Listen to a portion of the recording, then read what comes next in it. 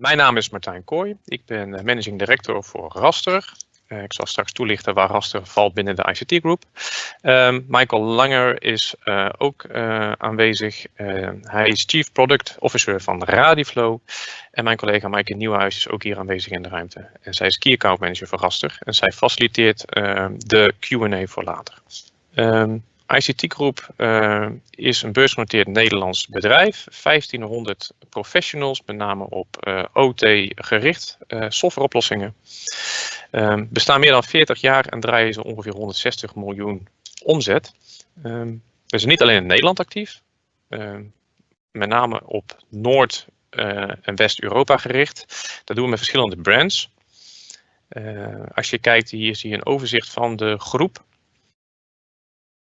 Nederland is het hoofdkantoor, hier in Barendrecht. Dan hebben we in België, Duitsland, Bulgarije en Zweden zijn activiteiten gericht op consultancy, projecten, detachering. Voor alles wat te maken heeft met softwareontwikkelingen. Ga je kijken naar productoplossingen, dan zie je bij Cross Industries hetgene wat we daarin doen met andere brands zoals Orange Next, Attitude Improve en Stripes. Specifiek voor dit webinar is Raster degene die zich focust op het OT cybersecurity stuk. En dat zie je dus aan de linkerkant en wij vallen binnen het industriedomein. Iets meer over Raster dan als partij, als brand binnen de ICT Group. Raster is dus 100% onderdeel van de groep. Wij zijn actief op het PLC en SCADA vlak. En wij kijken naar de A-spelers op dat segment. En zodoende zijn wij partner met Schneider Electric, met Siemens en met Allen Bradley zeggen Rockwell. En voor het OT security stuk hebben wij een strategisch partnership met Radiflow, waarover dit webinar zal gaan. Vanuit Raster zijn wij systeemintegrator voor het product van Radiflow. Dus hun software tooling is hetgeen wat wij kunnen implementeren voor onder andere Nederlandse accounts. En dat doen wij in verschillende segmenten. Energy, oil and gas, food, maar ook bijvoorbeeld voor machinebouw. Diverse proof of concepts hebben we gedaan, maar het is ook daadwerkelijk uitgerold. Er is kennis en kunde van de systemen. En het draait ook. En klanten willen dat ook tonen. Dus we kunnen altijd referentiebezoeken regelen. Binnen de unit, of binnen Raster, hebben wij een speciale focus op een stukje safety in de olie- en gaswereld. En ook op een stukje OT cybersecurity, dus conform de IEC 62443 normering. Onze engineers zijn er ook op gecertificeerd en getraind. En wat wij met name doen, wij doen voor de eindklanten dan de systeemintegratie en de implementatie van dergelijke toepassingen. Hello to everyone. I'm switching to English. Thank you, Martijn. Few words about who we are. Radiflow, as Martijn said, we are a cybersecurity solution provider for critical infrastructures and manufacturing. We provide solutions and services for security lifecycle in a few areas. We are also have multiple technology partnerships with IT and OT different security systems, and I will explain later how can we assist to achieve compliance and various assistance to comply to various international standards in the cybersecurity area. So we have a few products and services, as I mentioned. The main one is in detection and monitoring area. We have our industrial intrusion detection system called ICID. We have a few products for access policy enforcement and authorization policy enforcement for secure gateway. I will explain a little bit later how can we assist in this field. And also we provide a few services mainly in cybersecurity risk assessment and analytics according to various standards, specifically 62443, and also providing technology and services to various MSSPs. So this, as I mentioned, we have a lot of partnership. We are not alone in this area of cybersecurity in the industrial world. So we have multiple integration with our partners in SIM field and cybersecurity analytics. We have integration with leading firewall providers and also OT security management and OT asset management leading products. So this is a few sentences about Radiflow. The theme of this webinar is how can we secure a remote approach, remote access during the extremely challenging times that we have in the whole world. So ICS-based enterprises are not used to working remotely. On the opposite side, more IT-focused enterprise, they are more comfortable with this. Due to a few reasons. The first one is that our customers and the OT enterprises are very used to access SCADA service engineering stations locally from within the enterprise. Not every OT asset management software are commoditized and are used to work remotely and open for remote access. And also there are very few, if any, policies and procedures in place for production workers for working not locally from within the network, but from home or any other remote access.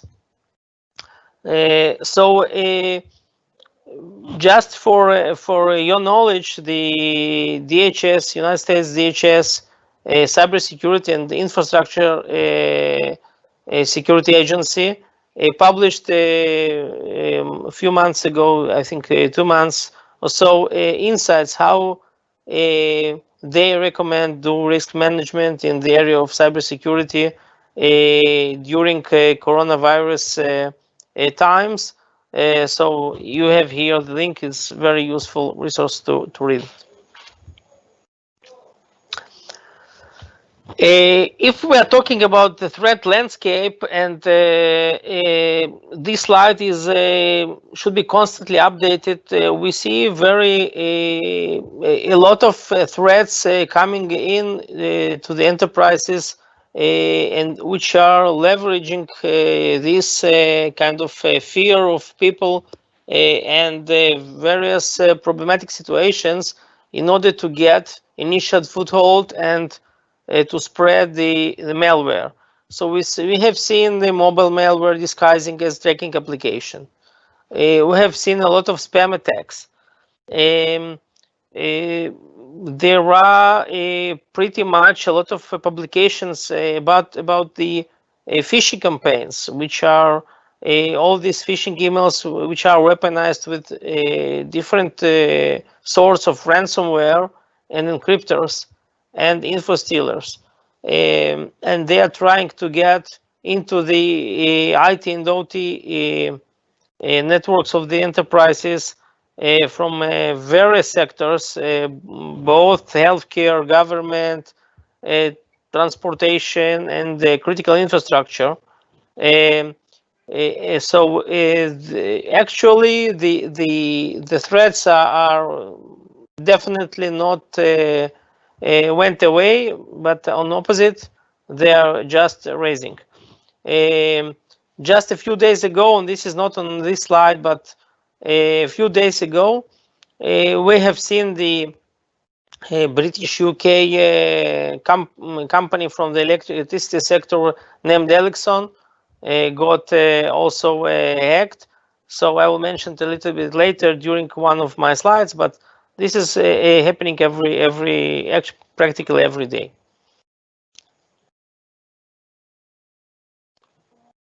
Sorry.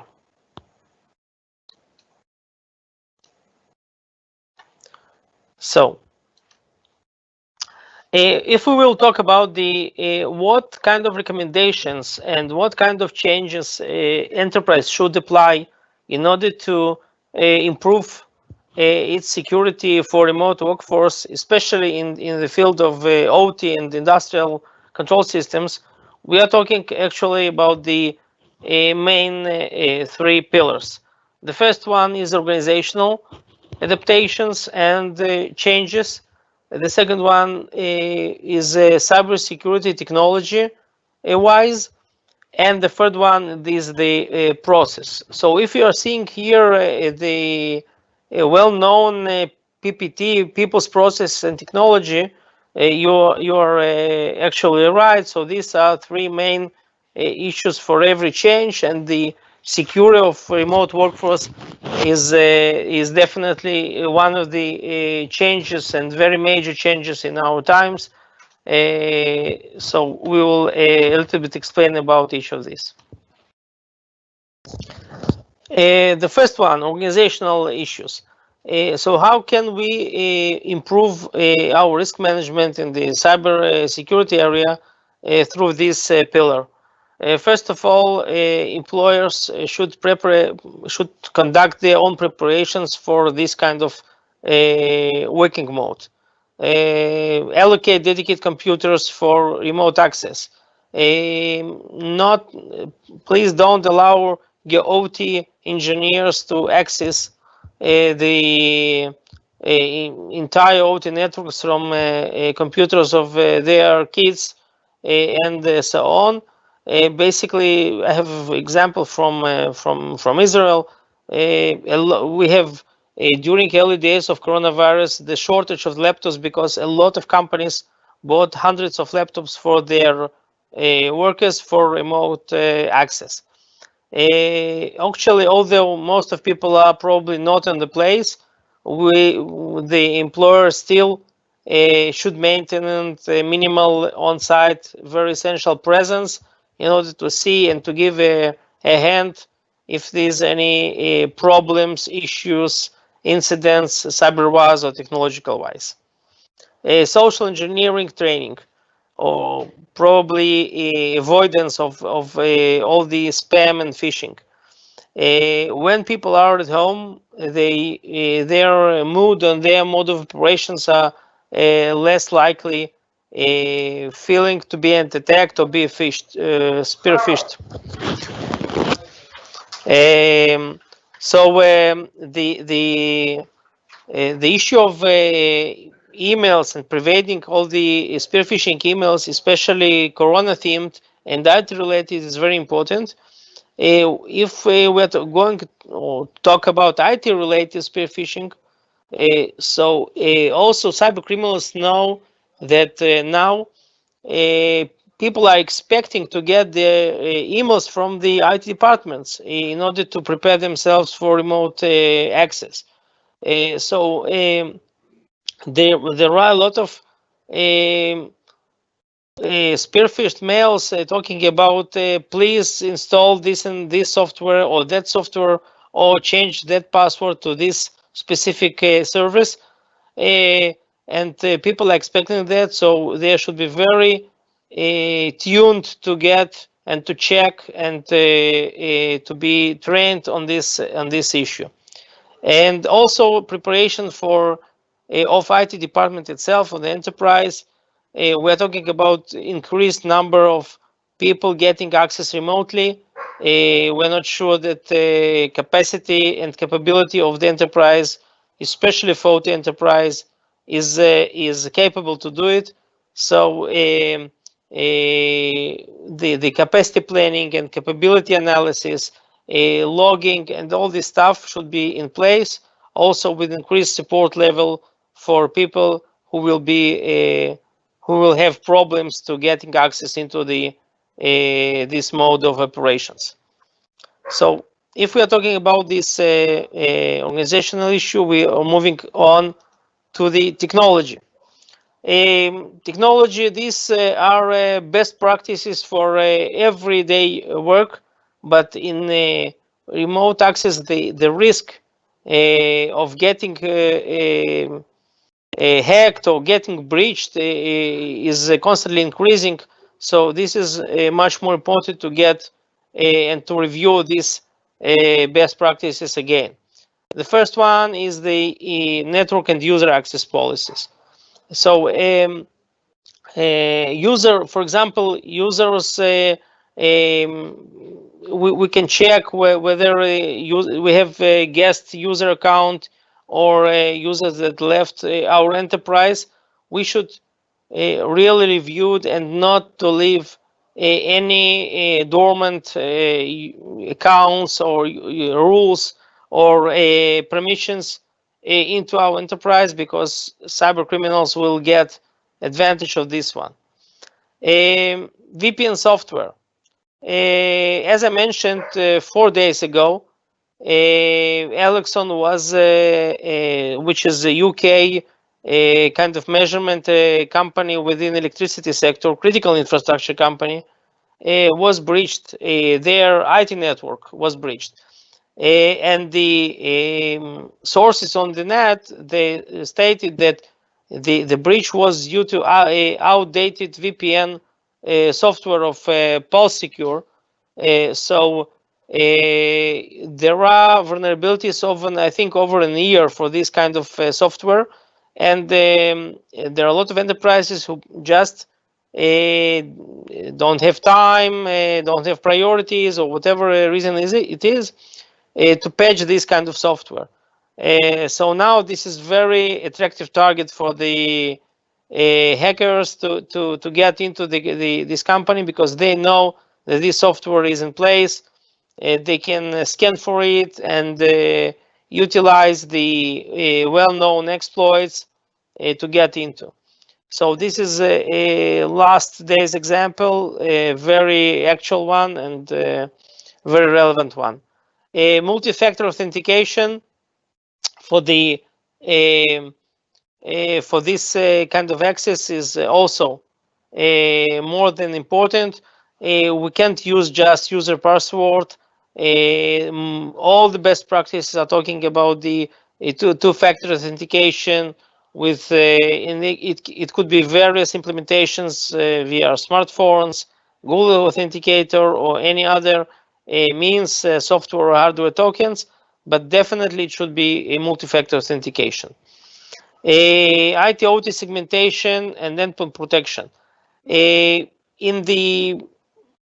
In our work, we have seen a number of very flat networks with IT and OT systems on the same network and same network flow.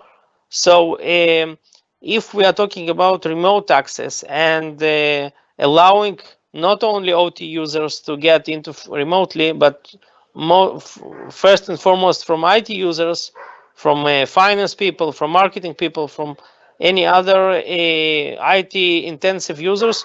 So to segment this kind of networks, our critical infrastructure and the IT network is more than important, and should minimize the risk for breaching OT networks and manufacturing. Last and not least, and probably one of the important security controls is detection. And even we don't have IT and OT segmentation in place, we should at least to monitor what's going on and to get visibility of our critical infrastructure. We should put in place visibility controls and especially for remote access protocols in this time, and to know what's going on in our network. Even if we were missed to detect any breach, to prevent breach, at least we will be able to detect it and to take necessary steps to contain the breach and to deploy the response.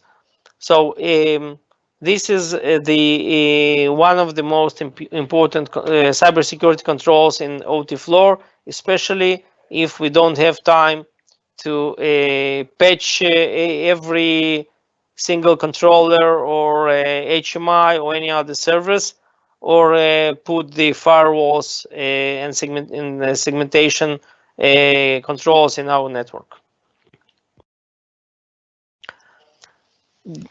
The last pillar, as I mentioned, is our processes.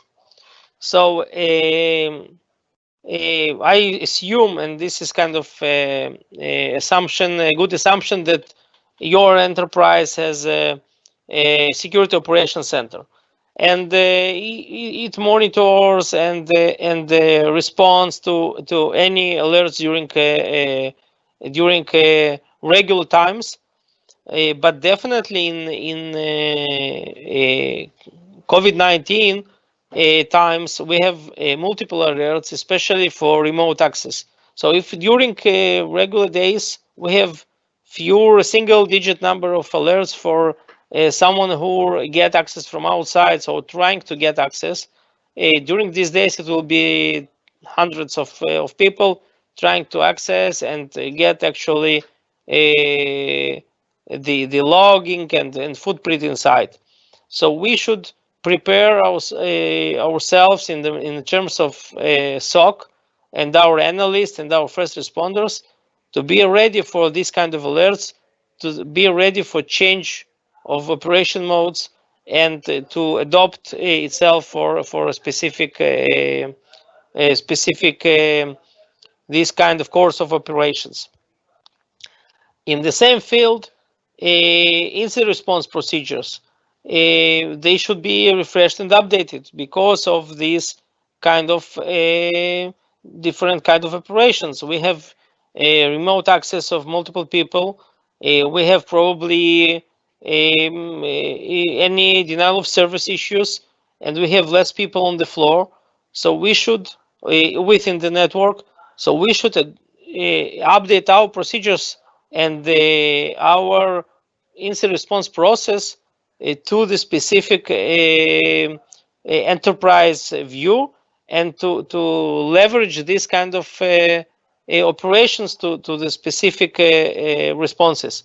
There are probably some playbooks, what we are doing, whom we are reporting to, and others.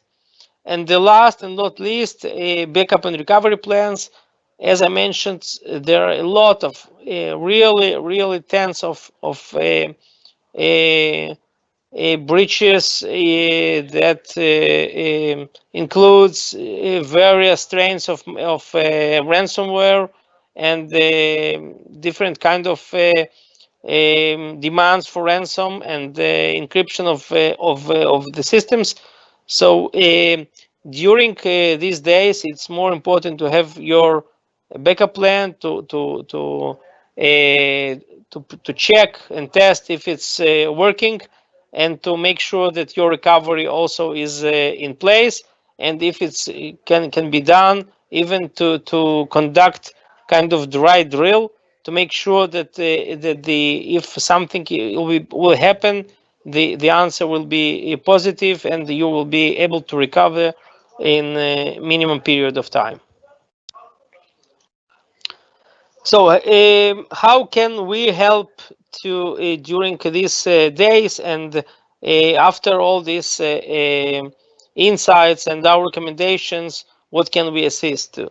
So as I mentioned, our flagship product is industrial visibility, OT visibility, and the cyber threat detection system. We have actually it's completely passive. It can be attached to the port mirroring of network switches of the OT network, and it applies different kinds of agents in the automatic mode to learn what's going on your network, what kind of assets you have, business processes. It has a deep packet inspection analysis of the most of industrial protocols. We have support for, as I said, Siemens, Schneider, and the other well-known brands, both protocols and the devices. The system also knows how to provide the recommendations and insights to its cyber security operator, and according to the risk from outside, from inside, different kind of risks. We know also how to monitor PLC for configuration changes, and you can see here the kind of pollution alerts from different protocols that OT people, OT manager, or OT cybersecurity people can go through and see what's going on, when it happened, any sensitive operational command on the industrial floor, to make sure that we have no any disruption and everything is in place. The other system is a secure gateway, which is mainly for industrial, ruggedized industrial device. It can be featured in number of modules as a firewall for industrial protocols. As I mentioned before in the beginning of my briefing, is for remote access policy enforcement. So we can integrate with the radios or any other remote access server, and to check and authorized and authenticate specific user for specific IP to get into the devices. It can deploy IPsec VPN module and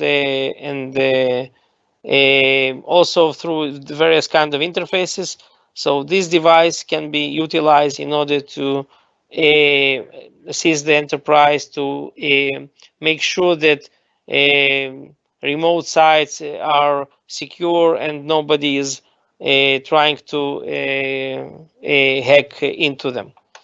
So that's basically it. As I said, we also have a risk assessment service. So and this can be done in order to assist the enterprise to get assessment by according to the IEC 62443 standard. So we are more than likely to assist you, to help you during these days. Thank you. Thank you, Michael. Voordat we naar de Q&A gaan, wat we kunnen organiseren met elkaar is dat wij hier een follow-up aan kunnen geven in samenwerking met Radiflow. Dus mocht u vragen hebben, interesse hebben, willen weten van ja, hoe ziet mijn landschap eruit van de PLC en SCADA omgeving en hoe zouden jullie dat kunnen monitoren en eventueel kunnen beveiligen, zodat wij als bedrijf ons makkelijk kunnen voldoen aan de regelwetgeving.